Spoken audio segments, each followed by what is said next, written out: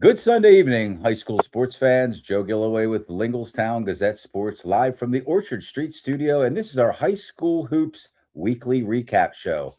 I'll be joined momentarily by our panel of experts, along with our special opening guest as soon as we're done thanking those responsible for bringing you tonight's show, and they are our Lingelstown Gazette Sports platinum sponsors. There they are: Hoffman Ford, Payor Apparel, Crystal Bob at Iron Valley Real Estate, Capital Region Insurance Agency, the Tire Mart, Team PA, AAU Basketball, Ted's Bar and Grill, This and That, the podcast, Tonino's Pizza, and the American Legion, Post 272 on North Mountain Road, just off of Route 81. Thank you again to these great local businesses for their continued support of Lingelstown Gazette Sports and our area's student athletes. We also like to thank Penn Live Patriot News. We use some of their photos sometimes, usually at least a couple a week. And again, I say it every week, they are professional photographers. And of course, Penn Live Patriot News is a professional news source media outlet. So to have the opportunity to borrow some of their photos, we really appreciate it. So thanks for that.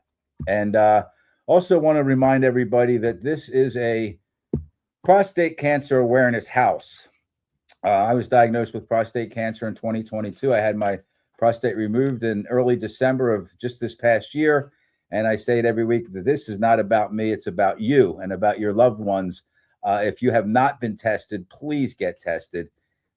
It's a simple test. It's a PSA testing. It's like a screening. They use your blood and it can kind of take a man down the one path or the other. They can either clear you altogether or say, hey, we got to look at the things a little bit better here. 1 in 7 men will be diagnosed with prostate cancer in his lifetime. And when should you get screened? No later than 50 years old. 50 if you're an average risk, 45 if you're a high risk, which is African American or a family history. And then there is a very high risk, age 40. And African Americans are almost twice as likely to develop prostate cancer and almost 2.5 times more likely to die of prostate cancer. So it's recommended that African American men are initially tested between 5 to 10 years prior than white men of the same age. So please reach out if there's anything else that I can share with you on that. But please get tested for prostate cancer if you are a male. So anyway, this Wednesday, we are going to do our first PIAA preview show. We're going to put districts behind us.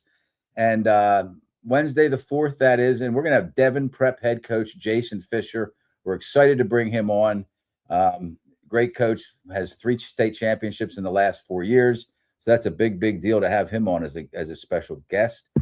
And then we're working on this here. We're going to have our Fab 15 girls basketball all-star list, and that'll be first team, second team, third team. We do a futures, which is freshmen and sophomores, player of the year, defensive player of the year. That's a lot of fun. So anyways, without further ado, I posted this early this morning, and I got a lot of response. I think we're going to have a lot of people showing up to watch this show tonight. We have a newly crowned District 3 Class 6A head coach, Seth Leonard from Central Dauphin High School. Coach Leonard, thanks for joining us. Hey, I appreciate you having us and Lingelstown Gazette Sports for what you're doing here for the community and the outlet, just to talk about some good stuff. We appreciate you, Joe. And all. Yeah, we were down. We watched it happen, man, and it was a lot of fun to be there to watch your guys. You know what I mean? They were just jubilant. They were so happy. It almost seemed like it was just like a relief because I know they've had a target on their back all season. They were a very talented group, and a lot of times, all the time, with talent comes expectations, and they were able to come through and do what I think a lot of people expected them to do, and that's not always easy. It doesn't matter sometimes how much talent you have. You're going up against great players, great coaches. So congratulations. Has it worn off yet for you? It's been a couple days now. Yeah, I had some of my mentors and some of just close family friends. They told me to celebrate it. I'm really a goal-oriented guy. That was one of the goals that we had. But you're right. It was good for the guys to get that off and just to see them jubilant being kids, because it is a very talented group and they were just there. The pressures that come with those type of games and the amount of, it's great area for coaches. There's no walk in the park. So to see them accomplish that goal was amazing for me. And I am kind of focusing on what's next, but I did take a night and enjoyed it, and You should, things are as you well. should. Yeah, things are So well. that's your third bit of hardware now. You got the Mid Penn Commonwealth Division, and then you got the Mid Penn Tournament. McDevitt took you the way down to the wire in that game, but you know what? That can only help. Down the road. What a great group that is, Coach Jim Rao and his guys, and then of course the district championship. And the one thing I wanted to kind of address before I turn it over to these guys is, you didn't even meet your players until the end of September. You were hired to like the fourth week in September.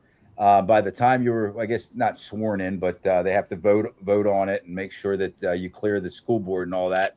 It was close to October, and the season starts the beginning of December. And you can't, I always say this: you can't rush relationships. You can't microwave relationships. Was that different to have such a short amount of time to kind of get acclimated with one another, you with them and they with you, Coach? I don't know who you were talking to, but man, your timeline is very accurate. I do my homework. Listen, you got it, because the story is 2 months, but like you said, at the end of September, then clearances as a process. Our AD, who does an amazing job, Chris Hunter, he had to sit with me for the first introduction about halfway through the month of October, and a group of 40 kids looking back at you that you haven't met before. They don't know you. And then, just chaperone through that first process until things were solidified. Mm-hmm. So with relationships, one of the things that we really addressed is who I was, and how excited I was to be there and what they can expect. But we also addressed some concerns. You got some seniors in the group where, I've been in that situation on the football side. We had a new coaching staff coming into my senior year, and we addressed some of the concerns, and the relationships don't happen overnight. But one of the things that they found out that, I'm a pretty straightforward guy and try to be as genuine as possible. And I think that we've turned into a group, not just in the coaching staff, but the players as well. It's a lot of reciprocity of respect and love for each other. They know we have their best interest. I was standing just a few feet away from kind of your huddle or your pile right after the game, and I could see the love and respect they had for you too, because they kind of piled around you, and they were just really happy that you were there and you were their coach in that moment. Let me turn things over to Coach Ty Savercool from Northern York High School, head coach, first year head coach, and your season's in the books. And I just want to tell you first, we really missed you. You were a member of our regular panel. You were the smartest and most knowledgeable member of our panel. When you lose your main guy, man, that hurts. But we muddled through it, Dave, John, and myself. How you doing, Coach Savercool? Good. Thank you for having me. Sure. Back tonight. So I guess, Coach Leonard, I'm always the coach question type of guy. So how did you feel in your first year in the Mid-Penn Commonwealth, and how did it compare to what you were used to coaching in the York Conference for a few years? Well, the Mid-Penn and the Commonwealth, very competitive leagues. How I felt is that I had to prepare every night for, the coaches that are here. They're well established. A lot of them have some decorations around their neck, and it's a really competitive league with low scoring, good defensive game. So how I felt was, overwhelmed as any coach would feel, trying to prepare for the X's and O's and putting your team at the best position. But we fortunately came out on a good side of a lot of games, and we displayed a lot of talent throughout some of the others. So I would say, it was basketball as usual, but there's some really talented coaches and players in the Commonwealth. And shout out to every program. Good. How about Dave Berman? Yeah, Coach, Pennsbury up next. 6:30 Saturday nights at your place. Pennsbury's solid program, tough league, tough schedule. So time to get to work on them, the Falcons. Yeah, we're looking forward to this next check mark that we have to accomplish. We set a few at the beginning of the season, and day by day we're going to prepare for the opponent that we have, and then just go from there. And so a lot of people that you will see are really tough opponents at this time. So we just got to be focused and respect the player and the team that's in front of us and see where the chips unfold at. Thanks, Dave. John Velios? Hey, Coach, welcome to the show, and congratulations on a great season so far. This is Central Dolphins' first district title since 2005, so over 20 years, and you brought the medal back to Central Dolphin. Congratulations. Thank you. Yeah, you guys have a starting lineup that is pretty star-studded, and I call it, like I tell Joe, it's like an all-star team. You got so much talent on your starting lineup. And then you got Jared D'Olimpio added on early in the season. How did the chemistry of the team change and adapt to be able to lead you to this title a couple nights ago? Well, first of all, that's a gift of basketball to be able to coach, like you said, that starting five and even going into our rotation.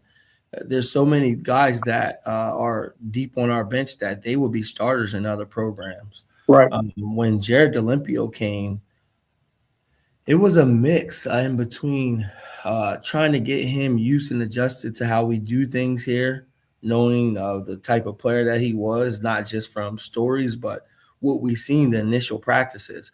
We really just try to make sure that the environment was a warm climate, that the culture was understood, and that he was, just well kept after. And the guys, like you said, Joe, relationships don't form over a night, but the guys did an amazing job in making sure that him, as well as his brother Derek, were comfortable in how we did things around here.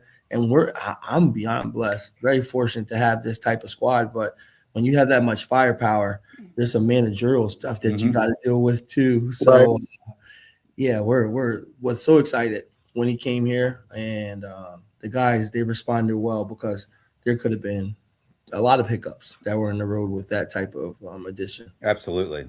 So, Coach, they say character is what you do when no one's looking. Okay, and I want to tell a little story, a little something that I noticed on Friday night after your game. You guys were in your post-game circle, like celebrating, just for a few seconds before you went to the handshake line. And that's what everybody does. You get together and you kind of wolf it up a little bit. I watched Khalil Roberts. He went over just for a brief moment, and then he went right back to in front of the scorer's table to get ready to shake the opposition's hand. And I thought, man, that is so Khalil Roberts. You know what I mean? It didn't surprise me. He was kind of trying to, and if you want to go back and look at the clip, the film, you'll see it. He went over briefly, got with his guys, kind of wolfed around for a few seconds, and then got ready to go shake hands. And I thought, wow, what a leader, man.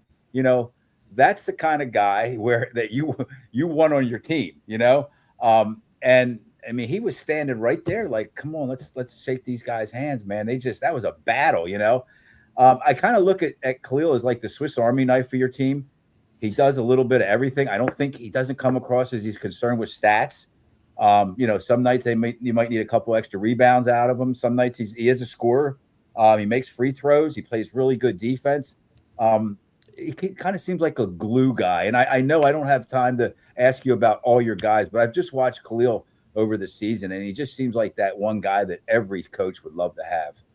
Yeah, I would not want to go into war without a Khalil Roberts on my team, and him and being the embodiment of what you're talking about. Our coaches noticed that he's kind of beyond his years. Yeah. He's in his interviews and just how he handles things, even how I challenge him. He's one of those guys on our team that I can get on the hardest, and he's going to respond. He's not going to give feedback. He's a coach's dream. Like you talk about, can do everything from the rebounding to score from multiple areas. On 3 areas he can score. And he's a great kid, just genuinely wants to see his teammates do well.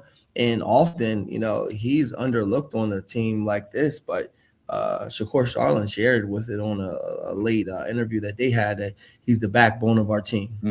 Without Khalil Roberts, this team looks totally different. And yeah, to see that type of maturity, it's been something that we've been talking about, but I didn't notice that. So I appreciate Oh, it's great. I that's what screenshotted it's it. about. Because I someone's going to be on screenshotted it and I yeah. texted it to a friend of mine who teaches at the school there. And I said, take a look at Khalil, man. I said, the rest of the team, and listen, the rest of the team should have been celebrating. I'm Yeah, not it's saying one thing that. too. I said, the rest of the team celebrating, and Khalil's over there ready to shake hands You because he need something knew. like that. Yeah. And you know what my friend said, the teacher that I'm referring to, he said, that's him. That's just him. It's no surprise. A great kid. So, Yeah. uh, And good. people are on the losing side. I know they've been there before, so you got to keep that stuff in your head and just What a clean, handle respectful yourself the game right way. all around. All around. Both teams were just respectful as can be.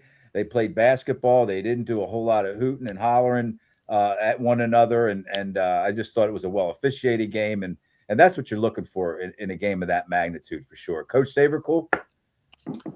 So I guess it was mentioned a couple times about you have talent. You inherited a lot of talent coming in, and that comes with its own set of challenges. And I think a lot of people that are external to coaching or on the outside looking in, they don't quite realize how hard that is whenever you have expectations so high and a talent pool that you have that is so deep. I guess kind of just talk about some of those challenges and what you did to overcome them this year. Yeah, I'm very fortunate. I like to say blessed, but this is a type of team who would not want this type of talent.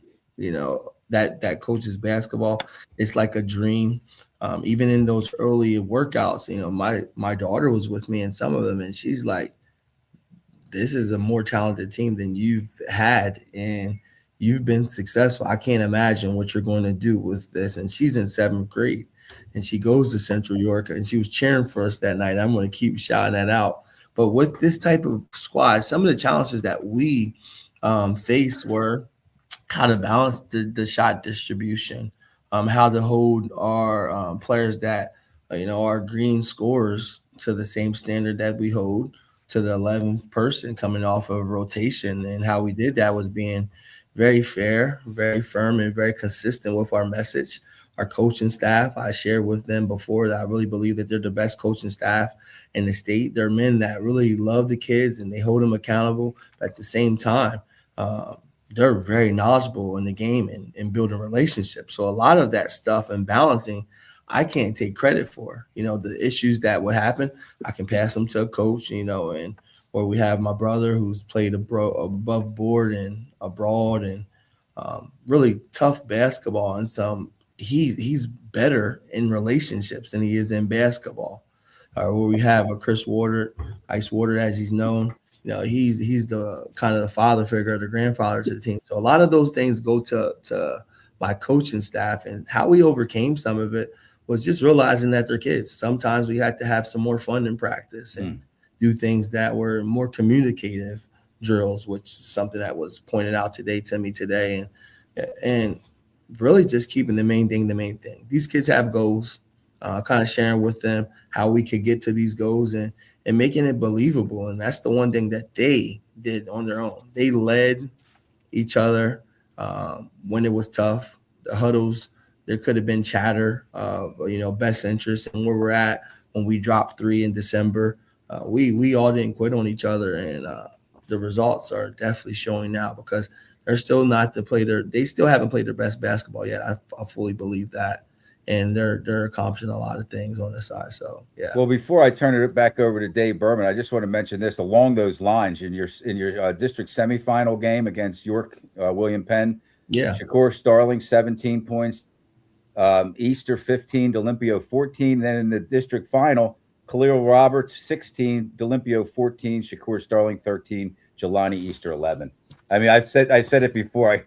That's a dream come true for a coach. It's just exactly what you're hoping for, especially given the talent that Coach Sabercool just referred to, and hoping that everybody has a chance to do a little something. And it seems to have worked out where it's not one guy with 27 and then the rest of them with 8, 6.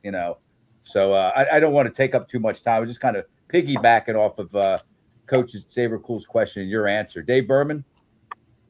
All right, Coach. Beat even though you lost this game, but you played arguably maybe the top team, one of the top teams in the state in any class. Bonner Prendy, my guy Billy Cassidy, two of my Chester guys, Corey Francis, Jakeem Carroll. You took them to overtime. Tough loss, but that was playing games like that's going to help you in this 6A state tournament. Yeah, we were actually up 8 in that game in the fourth quarter.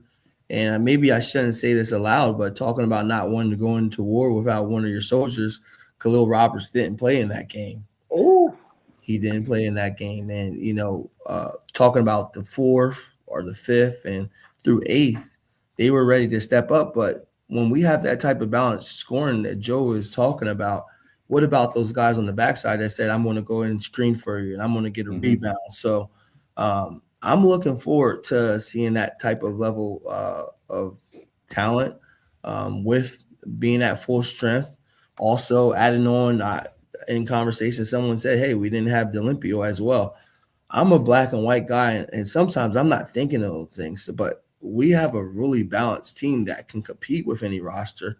But you guys know as experts that the best team doesn't always win. That's it's the correct. team that plays the best with their possessions, that rebound solid, that really loves each other. And a lot of times it takes a belief system when things aren't going well.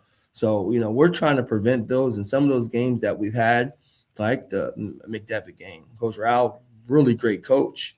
He prepared his guys for situations that our guys wasn't challenged with, being down all game until the last couple seconds. But the belief system, I think, is the one ingredient that we're going to have an advantage on a lot of the teams that we have. We just have to work. We have to do the right thing. And if we can do that, we can continue to try to chop off game by game. yeah. Before I turn it over to John Velios, I want to mention that excuse me.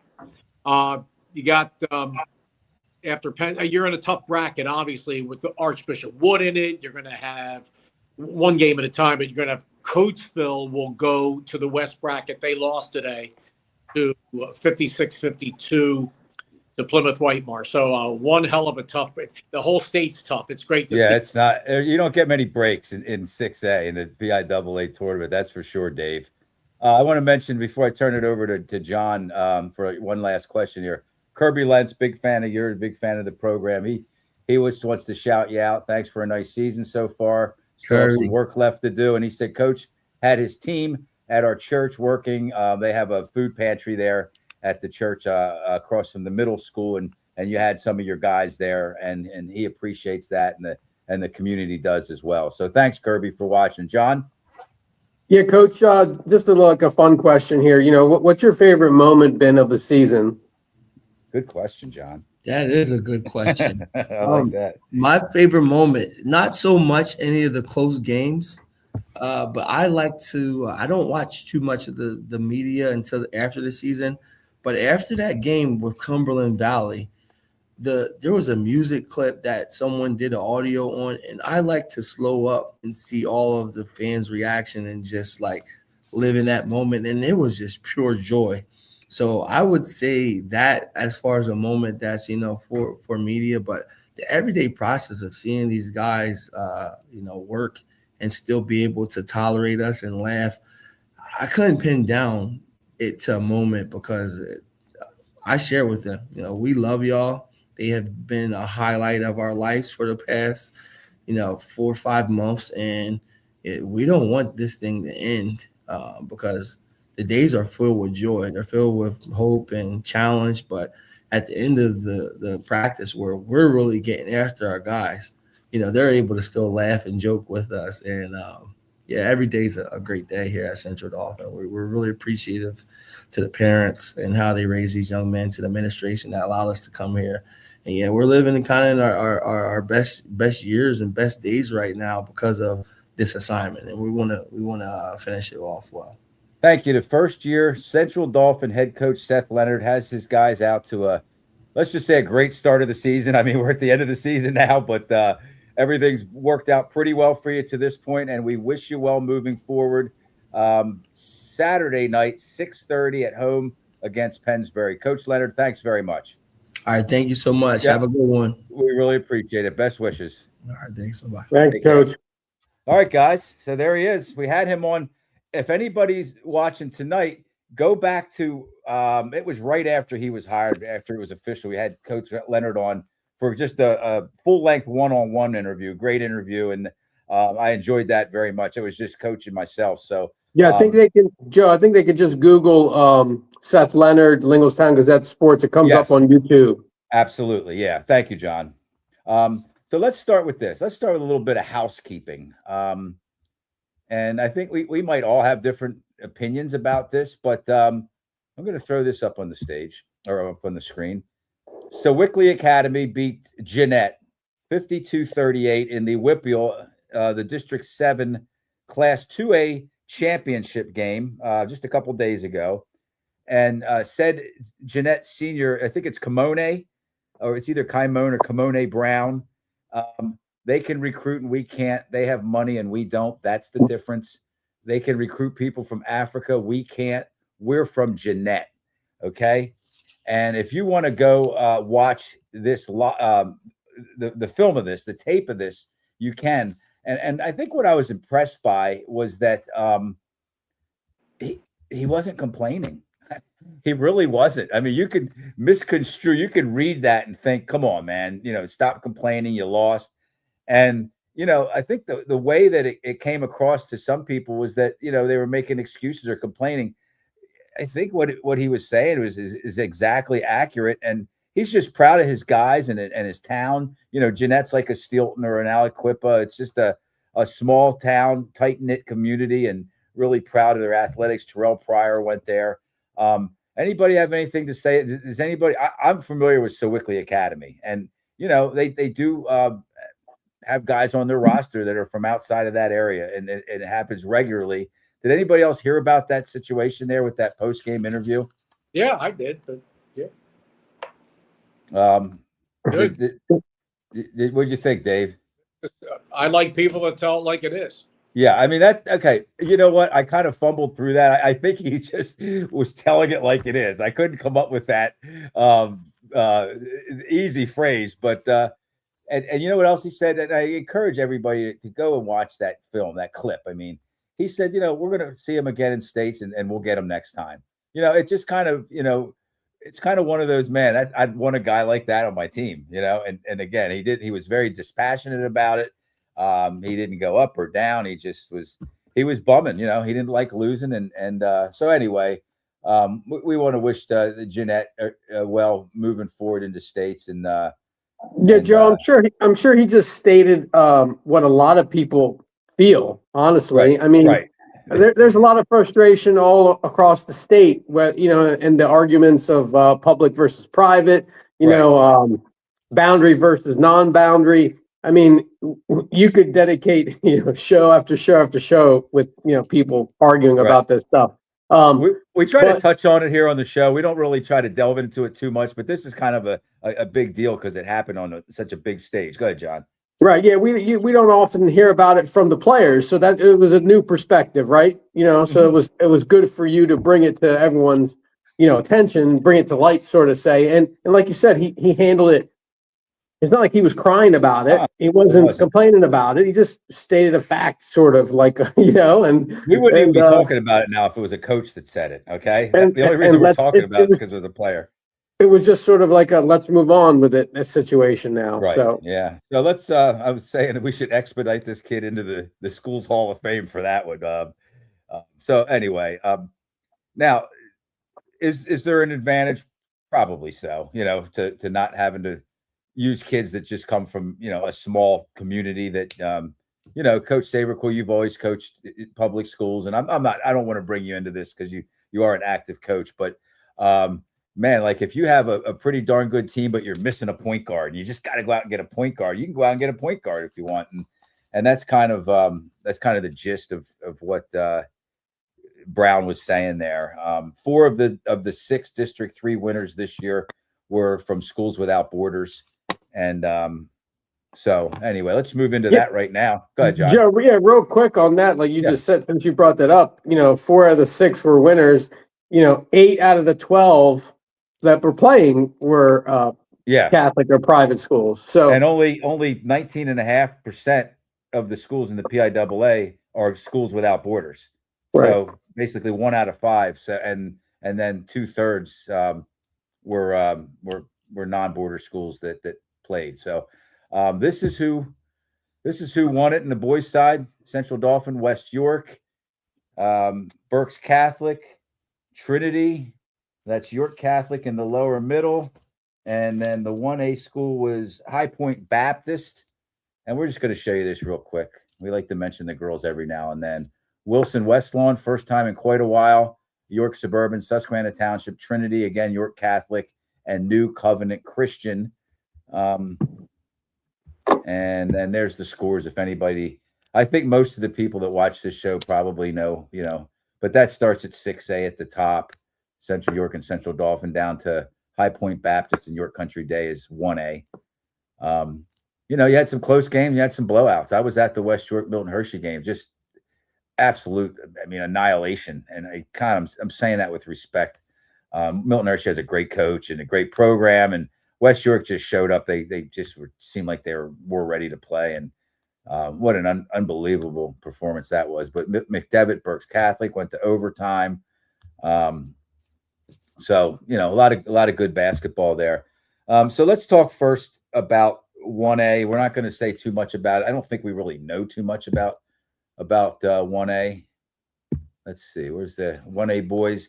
And the winner was High Point Baptist. They were the 6th seed. Yeah, they were the 6th seed. York Country Day was the 1 seed. York Country Day, hell of a team, man. Kyle Moore, the head coach. Ty knows about them. They busted up my Chester Charter team earlier this year out in York, and hopefully we get a rematch with them in the state tournament. Ty, what do you think, man? That's a big upset.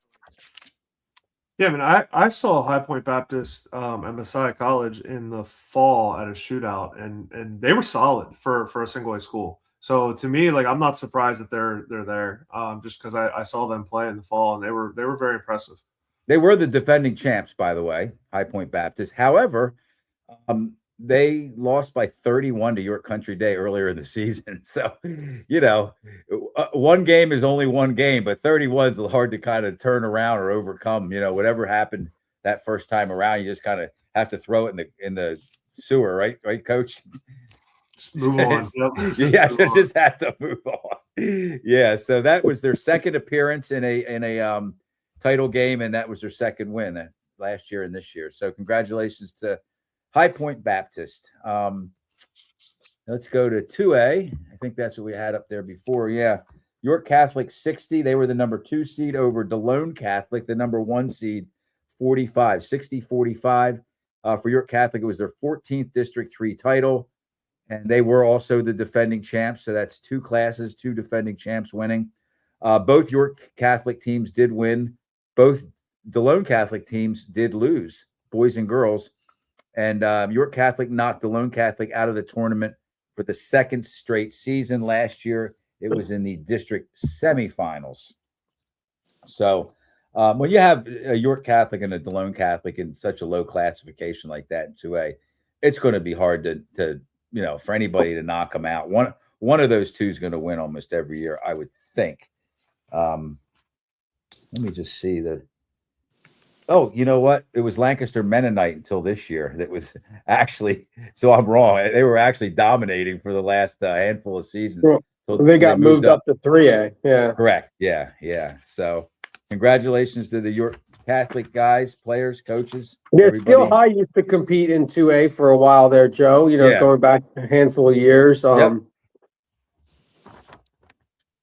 So let's move on to 3A here. And that's going to be Trinity 65. They were the number 1 seed over Lancaster Mennonite, the number 2 seed, 54.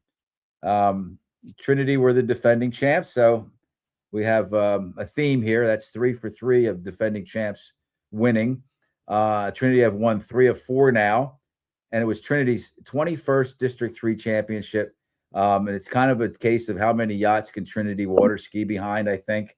I mean, they really that's a Bud Fox quote to Gordon Gecko in Wall Street, of course. And I kind of wonder, and we're going to congratulate him, and I mean that, of course, I mean that, but kind of wonder why they don't move up. to 4A? They did move up to 4A, Joe, for 2 years, and then they moved back down. I think they had to move up though. Right. I don't know if they moved up on the run. You know, I'm kind of walking on eggshells here. I want to watch what I say, but I mean, I think it would be good for everybody. I mean, good for 4A. Yeah, 4A's lost a couple teams to 5A teams. That's what I mean. So yeah, it would be more competitive all around if they would move up. I mean, Trinity didn't have much success when they moved up, so that probably allowed them to move back down. right. I guess. Right. Yeah. Yeah, I mean, just one classification, Coach Sabercool, that could make a big difference, right, for a team moving up or down. Yep, huge. I mean, yeah, it's a whole different world every level that you climb. Right. Yeah, I totally agree with that. So congratulations to Trinity and Coach Larry Kostelak, 21st District 3 championship. 4A, we'll move on to 4A here. And John, you and I have been talking, I guess, most of the year about this, right? Yeah, I mean, when we started the show at the beginning of the year, we predicted the Berks Catholic McDevitt Yeah. in the championship game. Now, I'll be honest with you, I didn't expect it to go down to the wire like it did.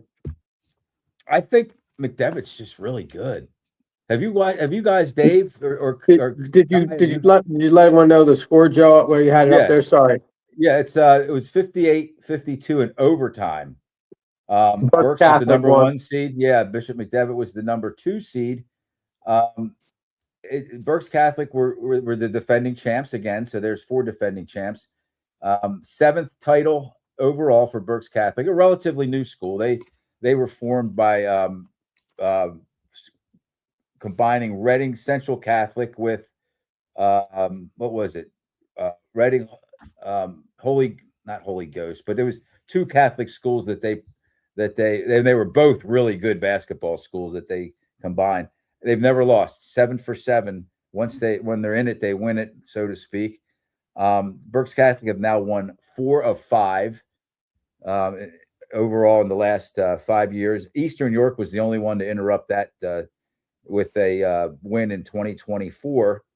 And John, I think you watched a little bit of that. Did anybody else watch any of that game? I watched the last kind of like the last quarter and then the overtime.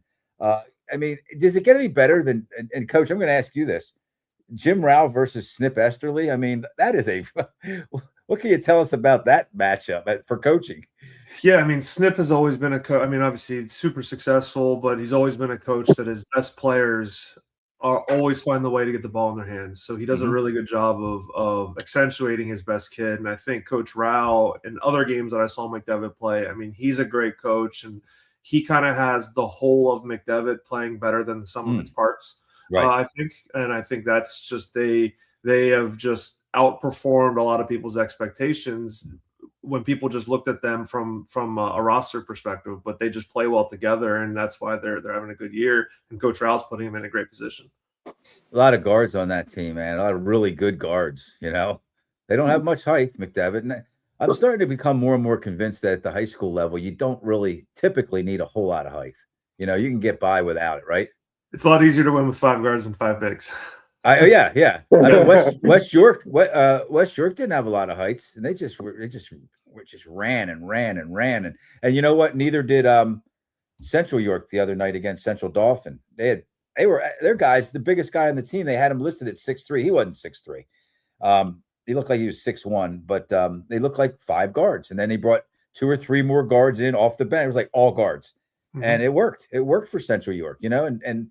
I wanted to mention, and we kind of ran out of time with Coach Leonard, but man, did Coach Jeff Hoke ever show up? And he had his team prepared, and we're going to talk about that. But we were just talking about coaches. Kingston McCoy, their best player. You just talked about how he is able to accentuate 35 points, 6 in overtime. He had 6 of their 8 points in overtime. John, you shared this figure with me. He was 15 for 18 from the line, and he missed his first 2. So he missed 1 free throw out of his last 15 of 16 from the line after he missed the first 2. And but the Porte kid for McDevitt shot, it was like a little runner. He was close to the rim. It wasn't a layup, but just outside of what you would consider a layup, right, John? Yeah, like a little runner, like a a runner, little floater, like a little, yeah. a little floater. Yeah, it hit the rim twice. It hit the back of the rim, then hit off the front of the rim, and then it fell out.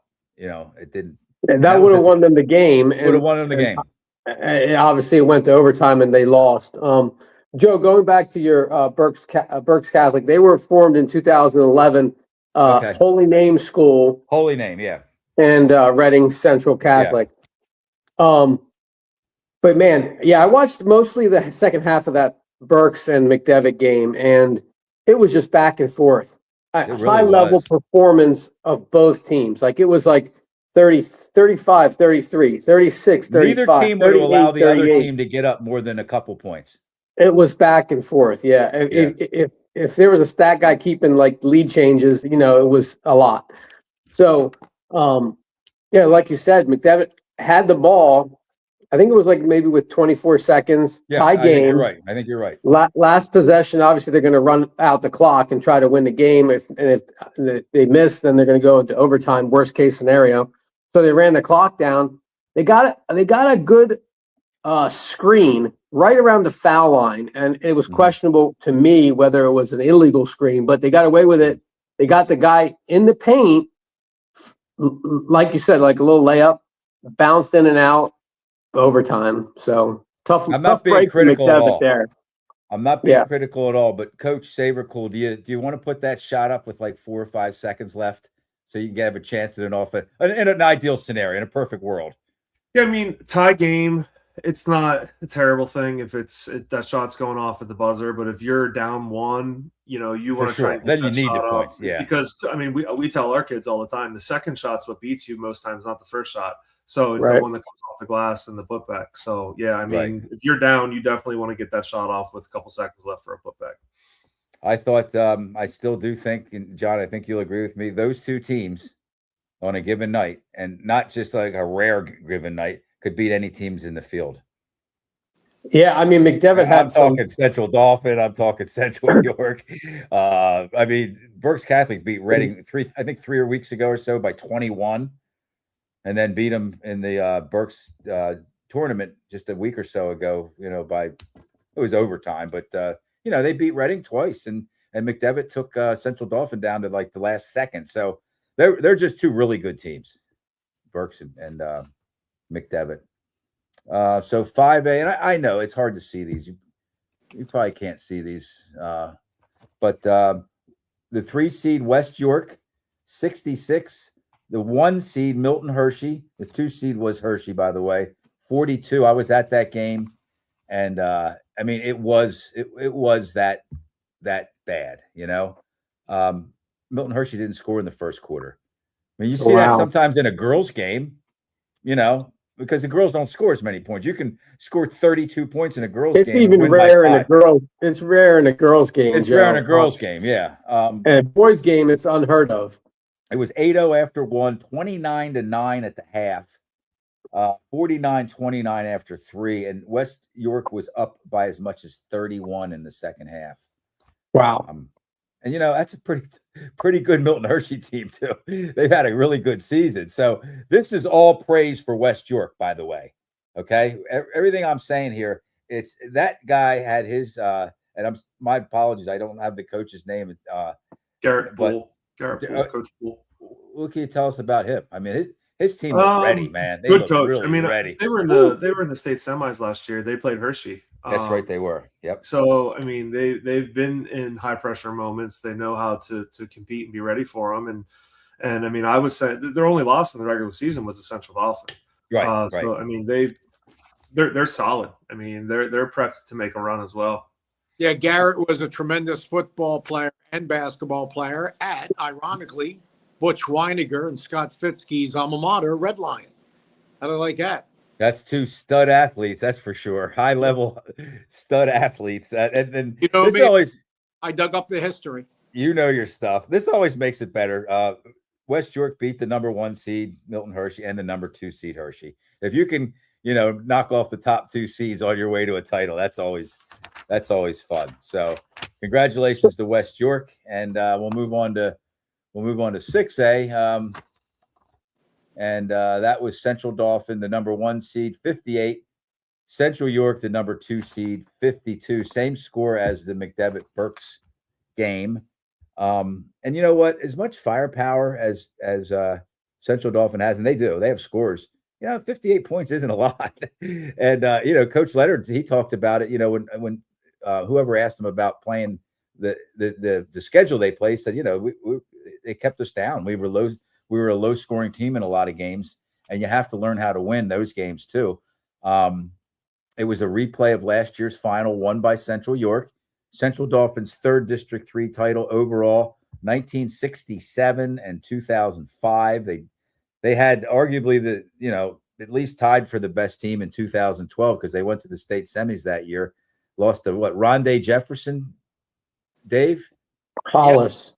Rondé Hollis. Jefferson. I'm sorry. Yeah, Chester.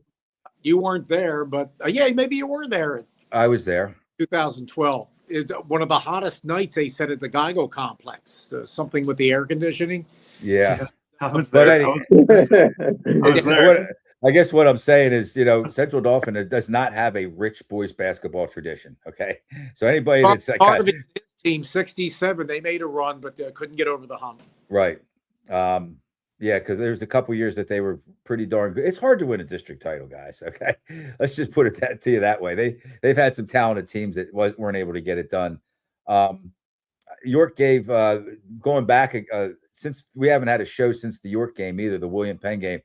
York High gave CD as much as they could handle. They were up 9 in the third quarter. Where it was York, William Penn. Then CD went on a 9-0 run. John, I was texting with you at that time. John goes, "What's the score?" I said, York's up 9. And I think I texted you like 2 minutes later. I said, it's tie. Yeah, I said as long as they keep it closer, you're going to win, CD. Yeah, it was 38-29. York, William Penn, and Central Dauphin finished on a 36-20 run. So, but, hats off to York. We like seeing York, William Penn good again. And I mentioned what Coach was on, Shakur Starling with 17. Jelani Easter with 15, D'Olimpio with 14, 8 in the fourth quarter. When you score 8 in a quarter of a game that you only score 65, your whole team, that's some production for D'Olimpio in the fourth quarter. Nazir Barnes for York with 26 is incredible. He's so good. But moving back to Friday night's game, CD got up early, and it kind of looked like, oh, here we go. I mean, I'm always looking for a competitive game. I don't want to drive an hour and 5 minutes for a blowout. I really don't. And I thought, oh man, this is just going to be a blowout. But 18-7 after 1, and then Central York went on an 8-0 run late in the half, and it was 30-25. Went from 30-17 Central Dauphin to 30-25 at the half. And then they just out of the gate for the second half, it was 32-30. So, man, Central York they just played hard. They just executed. They weren't big. They were quick. They made shots.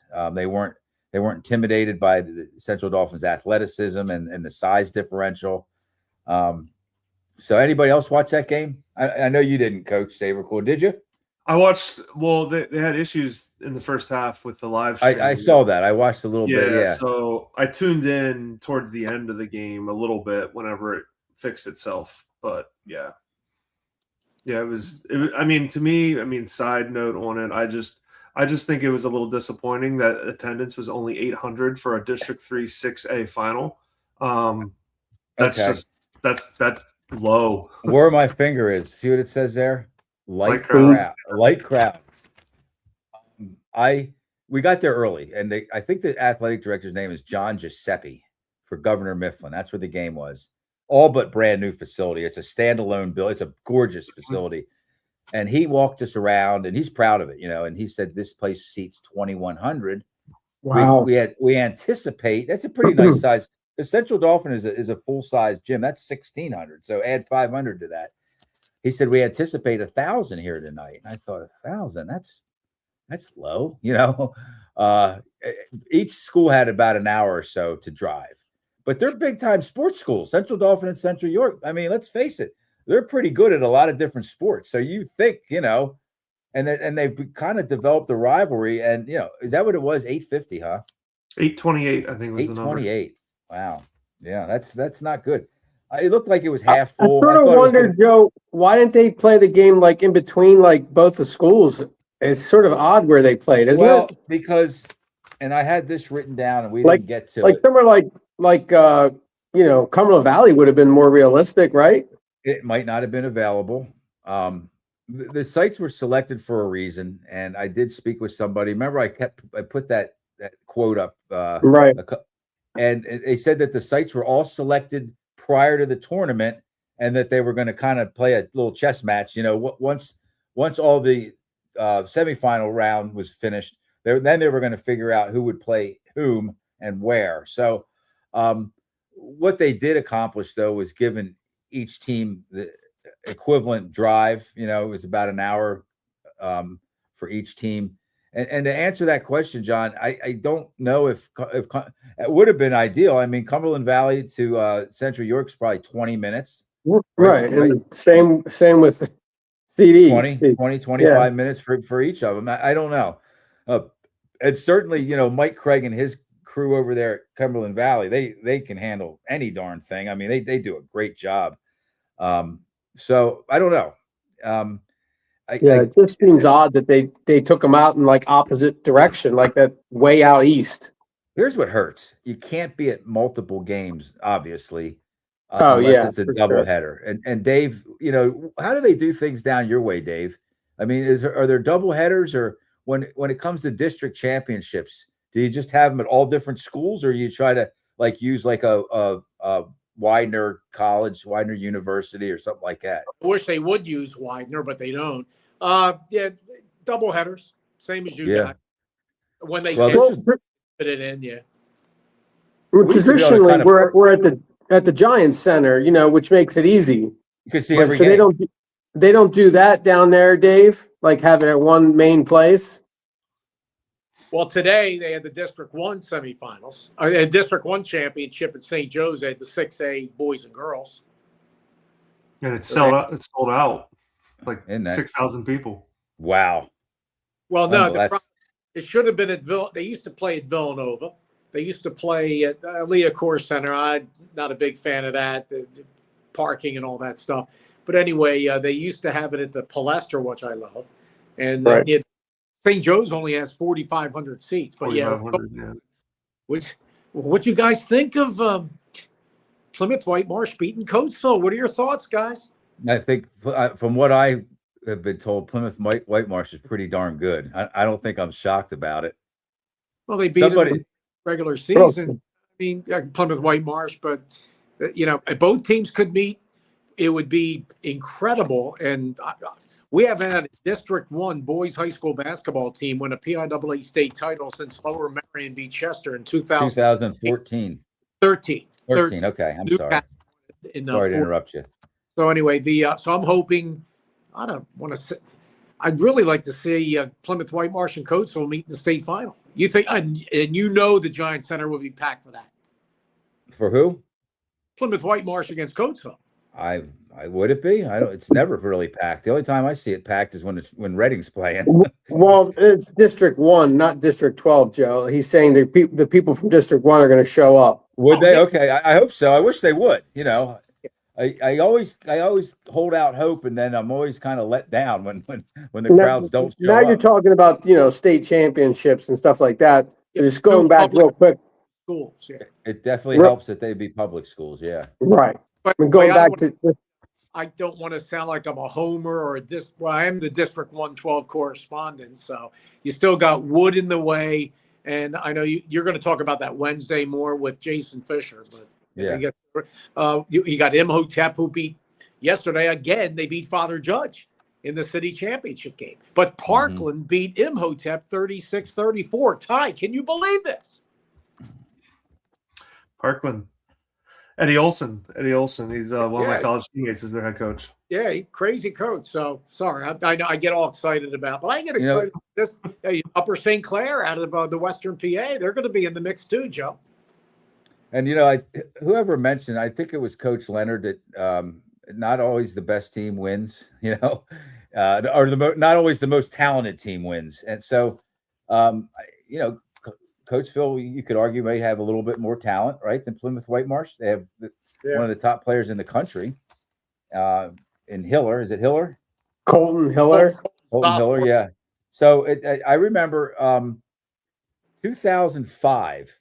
I was at Geigel Complex, Reading High, for Steel High's state 3A state semifinal game against Oxford. Okay, Right.